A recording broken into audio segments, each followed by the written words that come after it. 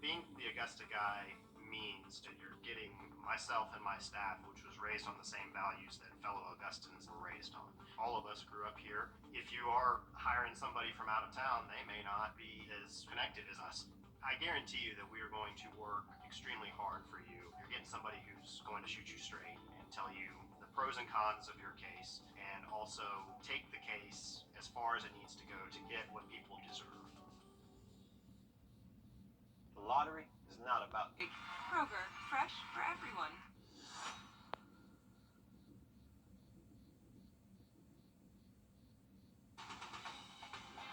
Live from Augusta, you're watching News 12 live at 5. 3, 2, 1. Well, out with the old and in with the new. Fort Gordon is no more and is officially named Fort Eisenhower. We'll show you how that ceremony went and how history, both old and new, is being honored. And setup is underway for the Jack-O-Lantern Jubilee in North Augusta. We'll have everything that you need to know coming up in just a few minutes. But first, let's head over to First Alert meteorologist Mikkel Anna Hardy. Mikkel, there's so much going on this weekend, from trick-or-treating events to the Jack-O-Lantern Jubilee. Friday night football also tonight. How are we looking as folks are getting ready to head out? Well, that's right, Will. It's a lot going on outdoors, as you just named off. So thank you for doing that. That saves me doing that. So we're looking at current temperatures in the mid to upper 70s and low 80s right now. So it's a warmer feel, but these temperatures will fall into the 60s as we head through this evening. So a light jacket, if you go out there with a short sleeve shirt, would be a good idea, or just a long sleeve shirt overall. As far as where we're at and how above average we are, we're looking at temperatures anywhere from about 4 to 7 degrees above average right now. So it's definitely an abnormally warm feel for this time of year. Looking at the radar network, a big countrywide view of that, you can see just some scattered showers in between portions of Canada all the way down through Texas. Northern Texas got really hit bad yesterday. We talked about that in the last show, but you can see even some flurries for some of those mountains up there in the Rockies. But we're looking at visible satellite right now, just showing lots of cloud cover across the area. These clouds are slowly starting to fade though, so we'll end up with mostly clear skies as we head later into tonight. But any football plans, it'll be pretty nice out there. We're looking at mostly clear skies starting to develop once that sun does set, and we'll be seeing those temperatures in the 60s through this evening. We'll talk more about the forecast heading into Halloween weekend, but let's talk about some traffic. And now, First Alert traffic. Well, let's first go outside of our studios here off of Riverwatch Parkway, Interstate 20. A little bit of a slowdown here on I-20 eastbound. Still seeing traffic moving, though, just a little bit slower than its usual pace when it's not jam-packed. As far as Grovetown, Interstate 20, not noticing that usual backup off the exit 190 at this time, and along Lewiston Road and Interstate 20 seems to be a good flow of traffic. Lastly, our version of Spaghetti Junction, also not seeing too much in the way of any problems out here. So we'll talk more about the weather coming up in just a bit. Thanks, Mikkel. Newly named Fort Eisenhower is the last of 9 military installations or posts to get new names in an effort to drop ties to people associated with the Confederacy. The post is now named after the World War II general who later became president and was known for his love of the Augusta area. Our Sydney Hood is live at Fort Eisenhower in Sydney. During today's ceremony, there was a clear theme of change here. Change was actually the theme of General Eisenhower's 1952 campaign. His slogan was, "It's time for change." And with the name finally being revealed today, Fort Gordon is officially changed to Fort Eisenhower. It starts a brand new future out here on post and in the Augusta area in general, because after all, it was the community's efforts that brought the name Eisenhower out here in the first place, honoring a man who was a big advocate for technology. Major General Paul Stanton says if you combine men of character with technology, it then becomes the perfect combination for Fort Eisenhower. General Eisenhower was a visionary. When he was Captain Eisenhower, he saw challenges with World War I tank warfare.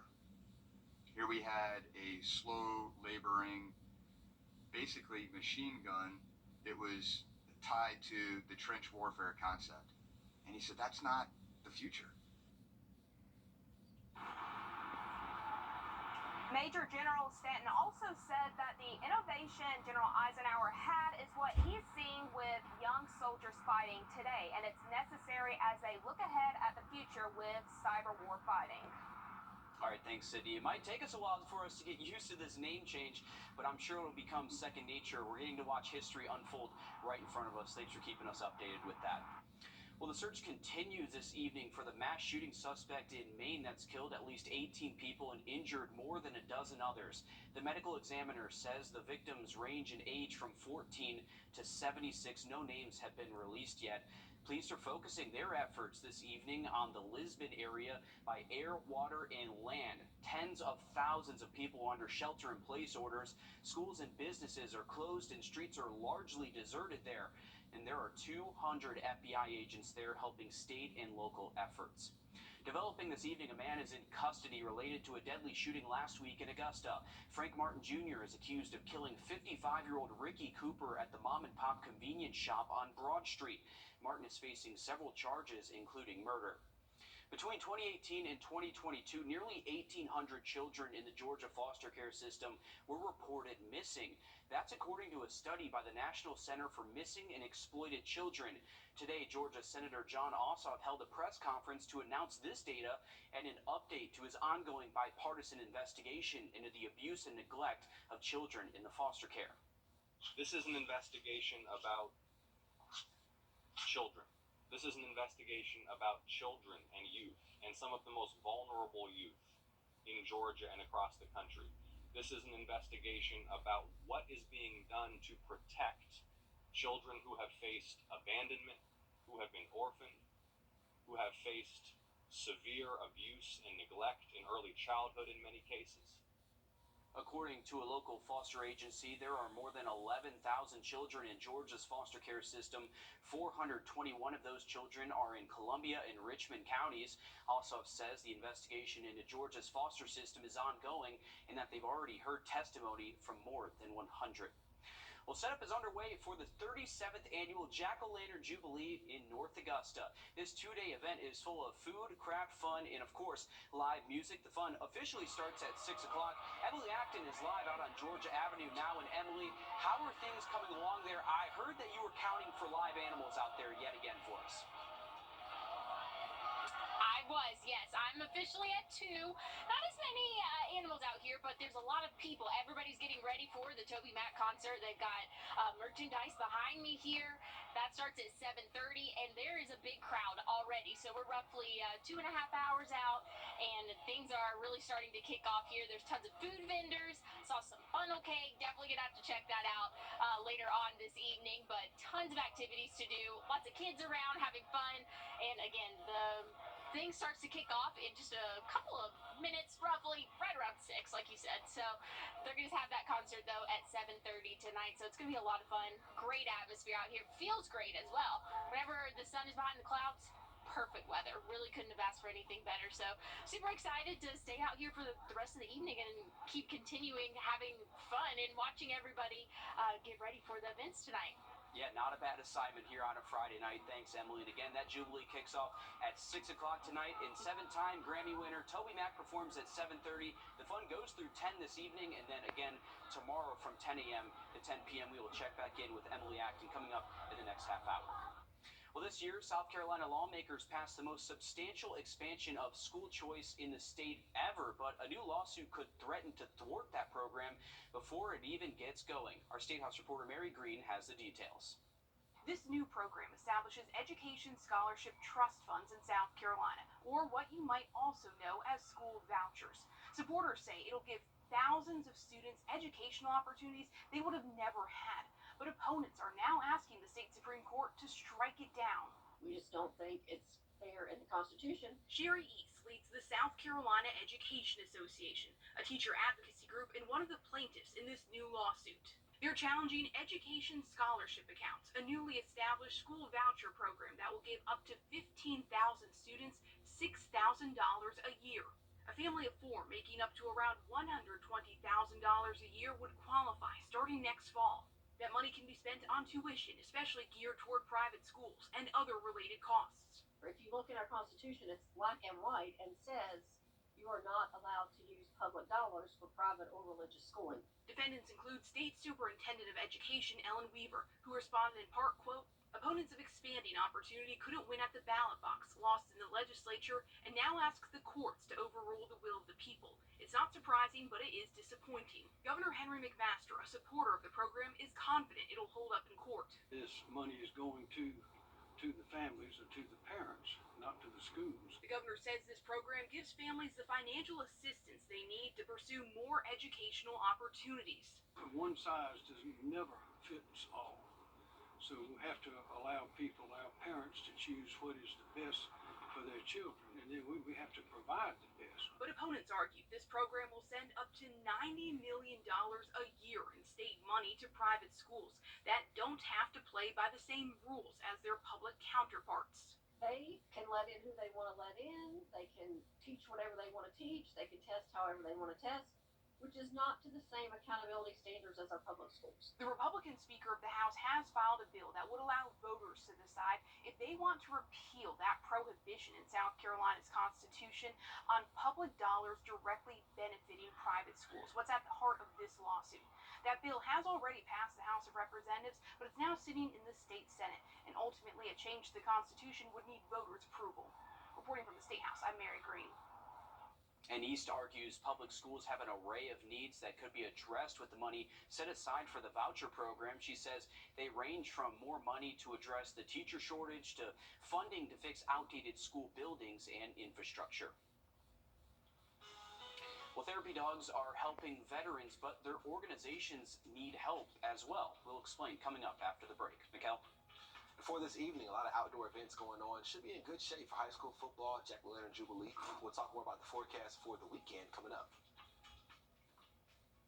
Time and temp. Gets the sky for more details. Sponsored by Hockeytown Augusta. Welcome back to Live at 5. Almost said first at 4. We're looking down the Savannah River towards Augusta. A good bit of cloud cover out there. 78 degrees right now. So despite cloud cover, it's a warm and mild evening right now. We're looking at lots of 70s area-wide and maybe even still some 80s a little bit further south. Just Bamberg, it looks like some of our southern counties are now starting to fall back into those upper 70s. But we have the Jack-O-Lantern Jubilee going on tonight. Starts at 6, but people are definitely already filing in there to get some good seats for Toby Mac, which he goes on at 7:30. But we're talking about temperatures falling into the 60s, closer to the kickoff of that concert. So maybe a light jacket or a long sleeve shirt would be a good idea. Also, a similar story for any football games you plan on attending for tonight. We'll see temperatures pretty much in the 60s, upper 60s around kickoff, by halftime some middle 60s, and could even see some low 60s creeping in by the conclusion of some of those football games for this evening. As far as looking at low temperatures for tonight, we are going to see those in the mid to upper 50s with calm winds out there, so definitely looking at those temperatures being on the cooler side. As we look at high temperatures for tomorrow, we're looking at those also in the low 80s, not mid 80s quite yet, but the closer we do draw towards your Sunday, that's when temperatures do begin to increase towards those mid 80s. We are looking at some shifts though in our upper level pattern as we continue through this weekend into next. So for this weekend, we keep this ridge somewhat over the eastern half of the U.S. You can see it is slowly starting to move off towards the east as we head through Sunday into Monday especially. By Tuesday, we start to see some of these lower atmospheric heights dipping down towards our area. So Halloween temperatures only in the 70s right now for the forecast. And as we get all the way into Wednesday, we're talking about temperatures for highs in the 60s. And then by Thursday morning, we could see some low temperatures in their low temperatures by Thursday morning hitting the 30s. If you can't tell, I'm trying to get that information to you because I'm very excited to get that to you. We're talking about freezing temperatures possibly being possible by next Thursday. So be sure to keep it here for updates on that. But for the next 5 days, we'll definitely stay well above freezing for our mornings. By Wednesday, though, things will definitely get a little bit chillier. And as we look at high temperatures for the next 5 days, we'll find those in the 80s through at least Monday, and then falling off into those 70s for Tuesday, and then high temperatures only in the 60s by Wednesday, which is well below average of those middle 70s that we should have for this time of year. Talking about Halloween, since we're heading into Halloween weekend, the hottest one on record was 89 degrees back in 2016, which wasn't that long ago. 29 degrees was the coldest in 1963, and the wettest we had over 1.5 inches of rain on Halloween Day. I don't think we'll touch any of those records at all, but it will be a cooler Halloween, it looks like, and we could have the chance for maybe a few isolated showers as that cold front that's going to bring that big cool down will be passing through the area. At this time, it looks to be Tuesday into Tuesday night, so we'll keep a close eye on the Halloween forecast. Outside of that, no rainfall chances, but some colder air on the way for the end of next week. All right, thanks, Mikkel. 17 veterans die every day by suicide, according to the U.S. Department of Veterans Affairs. But a Georgia nonprofit called Top Dog Canine Foundation has been working to reduce that number for more than a decade. As Chelsea Beamfor explains, the group is in dire need of help in order to keep helping our veterans. The opposite of addiction is connection. That's what Antonio Merriweather was craving in 2018. Connection to anything. The Army veteran who served in Iraq was battling anxiety, depression, PTSD, and substance abuse after leaving the military. I was in therapy. I was on the antidepressants, doing all these things, but there's still a piece that was missing. That missing piece turned out to be a dog. It is a program that works. Service dogs work. Merriweather is talking about Top Dog Canine Foundation, a Lilburn nonprofit that trains and pairs service dogs with veterans. And I realized that I was so much better when I had a dog. Army veteran Blake Rashad founded Top Dog in 2011. Since then, he and his wife have helped more than 400 vets, but now they're running low on funds. Due to lack of funding, we're going to have to adopt these amazing dogs out into the community.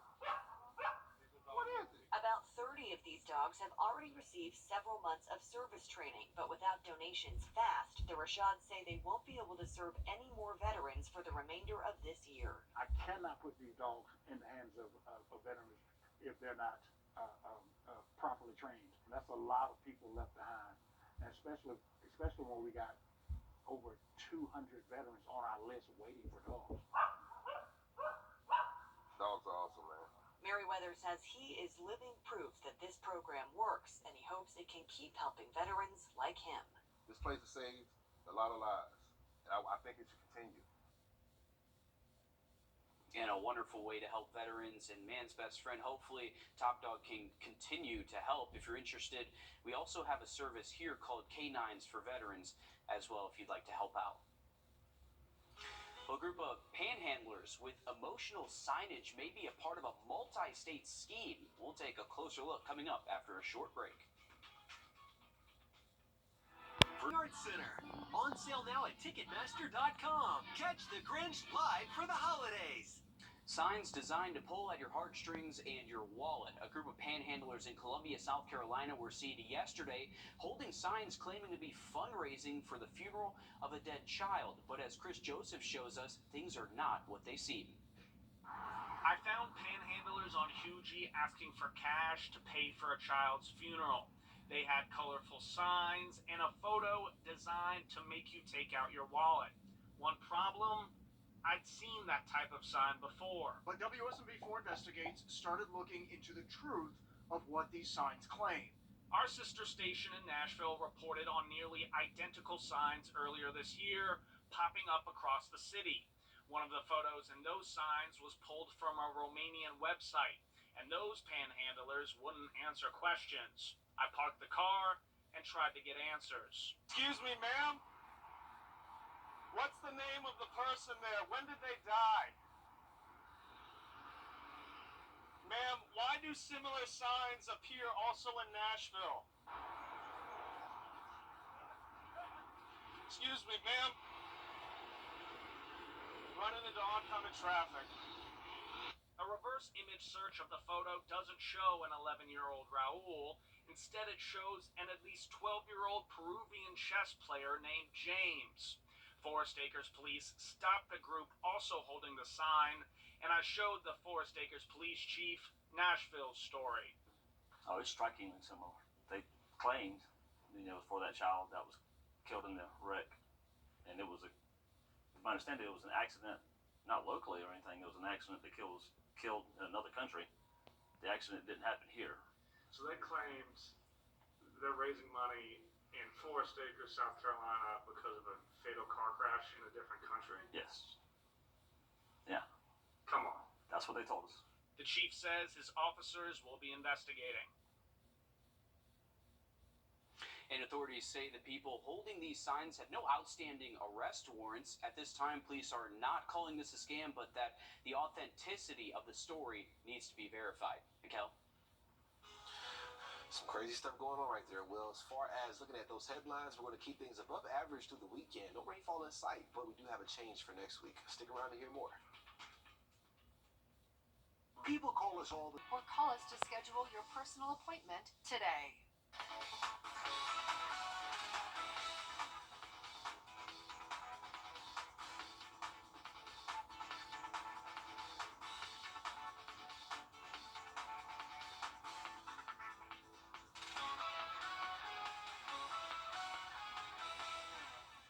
Well, heads up from the South Carolina Department of Public Safety. As it gets darker, more and more of us will be night driving, where you're more likely to run into deer on the roads here. So far this year, there have been 3,600 deer-related collisions across the state, 5 of those incidents unfortunately being deadly. We're also in the middle of deer mating season, so keep your eyes peeled when you're driving for those deer, especially at dawn and dusk. So we know it can be dangerous on those back roads and our rural roads around the county, or around several of our counties, Mikel. Most definitely. I grew up in a rural county. I know what it's like to drive on those back roads. The tidbit I was going to share with you, Will, and everybody in the back, is that Chief Meteorologist Riley Hale said that the deers are in rut right now, which is their mating season. So you tend to see a lot more of them, which is probably why you see this coming out from SCDNR. So no surprise there. As far as current temperatures, mid to upper 70s, though, area-wide. Still a few spots, really just Bamberg and Swainsboro, and near 80 right now. So it's still a pretty warm feel for this evening. But these temperatures will be falling as we head through tonight. So I would recommend a light jacket or a long sleeve shirt just for later in the evening if you have any outdoor plans. We do have Jack-O-Lantern Jubilee going on in North Augusta. We have Toby Mac at the main stage, which is at the intersection of West Clifton Road and Georgia Avenue. So that kicks off at 7:30 p.m. Get out there and check it out if you don't have anything else to do for this evening. But mostly drive through Monday. Halloween could see some evening rain chances, but they look to be very isolated at this time. All right, thanks, Mikel. Stick with us. We have more news, weather, and sports coming up after a short break, plus our Under the Lights coverage as Live at 5 continues. On air and online.